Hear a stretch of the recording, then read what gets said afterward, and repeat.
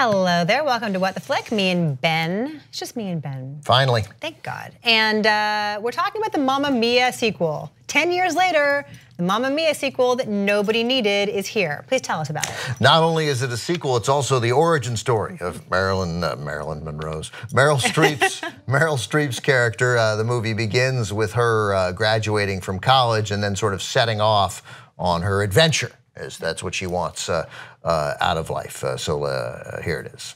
I never did ask you guys, what happened when you met my mother? How can I resist you?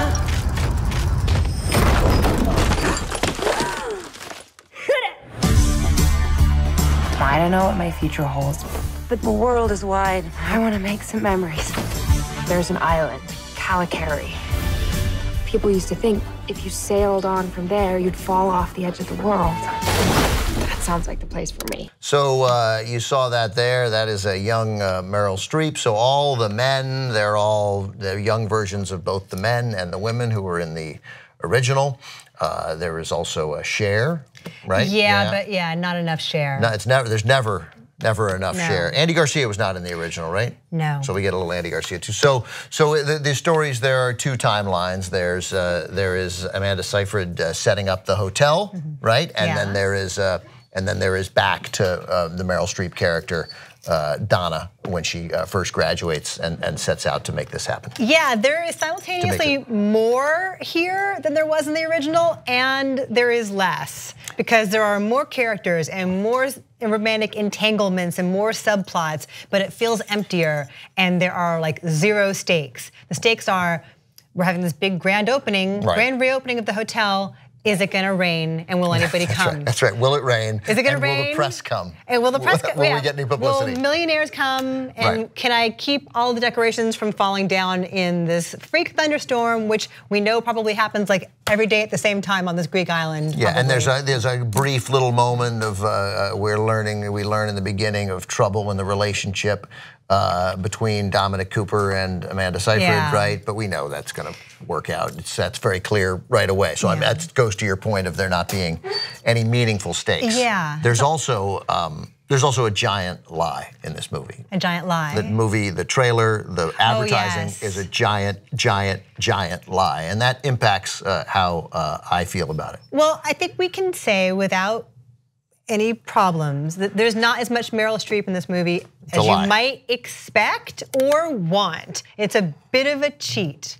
That's what we'll see. Okay, it's not a bit of a cheat. It's a cheat. It's a cheat. All right. And so that's one problem with the movie. The other problem is that when there are, look, man, I got a thing that a girl who I was dating once, who was a very good singer, said that I wanted to, if we got married, she would sing at our wedding to me. Right, and I thought, I'm cringing already just thinking about it. And I was like, okay, well, we're not getting married. So I get it, that might be my issue, but the big numbers in this, like the one you saw there in the trailer of, who's the girl who plays young Meryl? Lily James. So, she was Cinderella too. She's lovely. She's lovely. She's totally lovely. Everybody's fine. She's sunshine personified. She is. She's amazing hair. Easy to look at. I don't mean. She's just like she's a screen. She's got the thing. Yeah. She's so in the big numbers, it's fine, right? But there are a number of smaller, more intimate numbers, Christy, and they are brutal. Yeah, or it's two people, like there's a song with Amanda Seyfried and Dominic Cooper, and they are both in like individual hotel rooms or bedrooms, and it's like cross-cutting between them. And a lot of the numbers are like staged and choreographed and shot and cut really awkwardly. And the big numbers work, but again, like, because we ran through all the really major ABBA songs in the first one, the songs that work the best in the second one are... You go ABBA? ABBA? I say ABBA. ABBA? Can we get a judge's ruling and people in the studio? ABBA, ABBA? ABBA? I got one. I got one. It's unbelievable. Yeah. All right. The Swedish supergroup, we'll just call them that. But the, like Dancing Queen and like Waterloo and the big finale is Super Trooper, like those big numbers are fun, but those are also the same songs that they used in the first one. And then there's like the second tier ABBA songs are not as... It's just the intimate stuff was really, it was really awkward. And again, the cheat is a big cheat and it diminishes it diminishes the movie and makes you not care about the end. I guess if you want just like the light, frothy escape and you don't want to think and you want just the fun of the music and the fact that none of this makes sense and it's just like a romp and things like Ben and I walked out of the screening trying to figure out like mathematically does it work that all the characters are the age they're supposed to be if they gave birth to each other at various points in time. Like that's what was distracting us. And if we're thinking about math, it's a problem. Yeah, and I think that even if you want a fun romp, the lie diminishes the romp, and this movie tells a very big lie. Okay, so I guess it is meant to be fun and frothy. What's interesting is that the first movie got like something in the mid-50s on the tomato meter, and this one, like at one point, was at 91. And I suspect that a lot of people are looking at this and saying, it's terrible, but I had a good time, and so it's okay. And I'm not sure that counts. The first one made, the first one was the argument that that was used then to be like, hey, stop pretending that you need the big male action star to open a movie. There's no bigger star than Meryl Streep to open a movie, and she crushed it. So I just don't think this one's as good. I would be very surprised if word of mouth didn't crush this movie. Right. There's nothing in this movie that even comes close to just the infectious joy of Meryl Streep writhing around in overalls in a barn in the first one.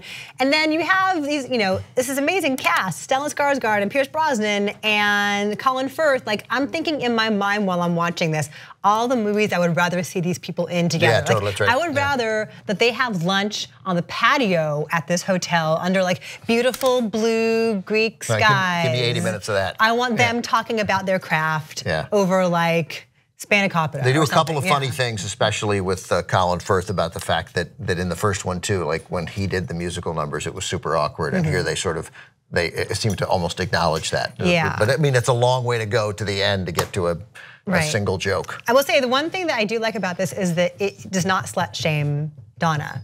Because it's like the 70s and she's having a good time. And she has one line. She's like, I don't do this. Well, not usually. Well, not often, not in the last couple of weeks. Yeah, she hooks up with 3 different guys and they're all handsome and they're all different. And you can see why she'd be attracted to each of them in the moment.